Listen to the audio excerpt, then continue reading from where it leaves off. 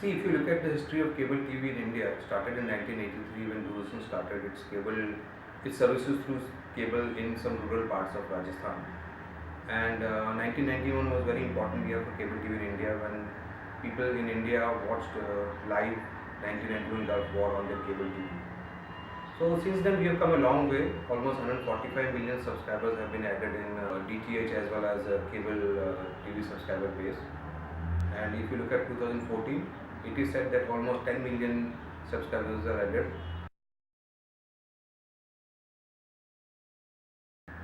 If you look at from how many subscribers are added in 2014, yes, we do have a landmark. Almost 10 million subscribers are added in 2014. Apart from that, we haven't seen any major achievement for 2014. In terms of challenges which we are facing now and needs to be resolved in coming time, there are three major challenges which you look at. One is customer differentiation. Second, very important, is ARPU increase, and third is network monetization, which is still to happen, yet to happen in India.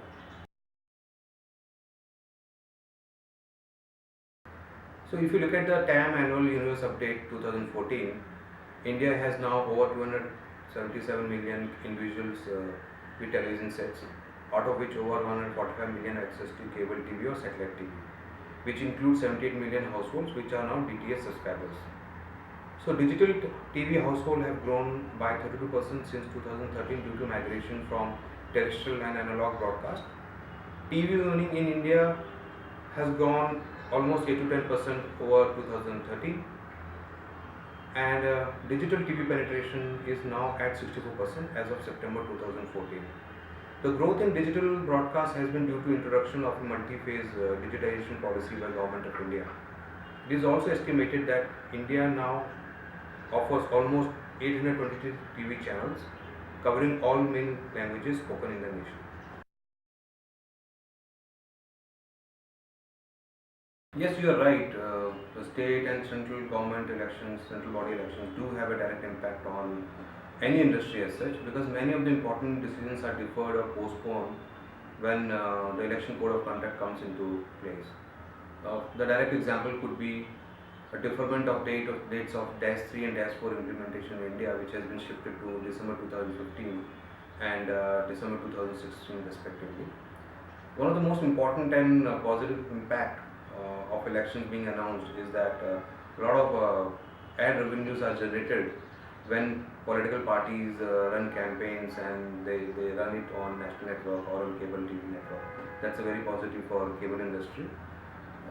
If you look at from the decision which have been taken post the election of new government in the central, couple of them are they have included cable TV equipment into telecom, which has significantly brought down the tariffs on import. Number two is the government's policy on Make in India. So government is now emphasizing on the new initiative on Make in India. We expect that a lot of equipment manufacturer like set-up boxes manufacturer will set up their manufacturing facilities in India. This will help a customer to get better product, better service, and at much more competitive price. Other important thing is government's policy on a digital India drive. Government is looking at connecting a lot of rural villages or small towns over a national network. So what will ultimately happen is that this network will be utilized by a lot of local content owners to deliver or to run their TV services, because this network will be available for all of us to use. So we see a lot of changes. Digitization has a direct impact on smart TV segment because digitization has brought in high definition broadcast to consumers, and people are now buying HD, LED, and LCD TVs to consume and view HD and high quality content. Now, high end of these smart TV, these TVs are called smart TV because people are able to use internet and watch YouTube and play with some of the apps which are provided in the smart TV. But the researchers have shown that only 1% of the smart TV buyers are actually using the smart feature of the TV. This is because the complexity of the use, limited apps, limited hardware capabilities. And interestingly enough, companies like iRigos are playing a very important role in this segment. iRigo has its own smart TV platform wherein we use our smart TV cloud, and using a smart TV box we deliver high quality curated and catalog content on your TV. And one of the most important use for our offering is that even if your TV is not smart, we convert into smart TV. So as I already mentioned, that a lot of high definition content is coming to India. With bandwidth improving, and we see this market only growing, and usage increasing. Actually, we are betting the future for companies on the growth of bandwidth in India.